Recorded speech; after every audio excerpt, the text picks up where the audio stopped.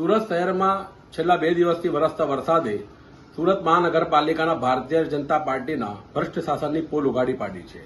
અને વહીવટી તંત્રના ખૂબ મોટા દાવા હતા કે પ્રી મોન્સૂન કામગીરી ખૂબ સારી રીતે થઈ છે, પરંતુ છેલ્લા ઘણા દિવસોથી ચૂંટાયેલા જનપ્રતિનિધિઓ પ્રી મોન્સૂન કામગીરી બાબતે રાડો તો પાડતા હતા, પરંતુ આજે સુરત શહેરના લાખોની સંખ્યામાં લોકોએ આ રાડો પાડી છે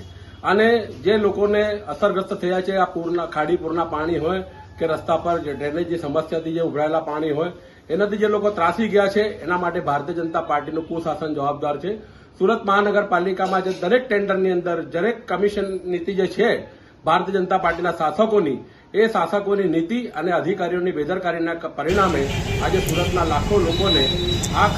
સતત વરસતા વરસાદના પાણીની અંદર ઘણું બધું મુશ્કેલીને વેઠવી પડી છે.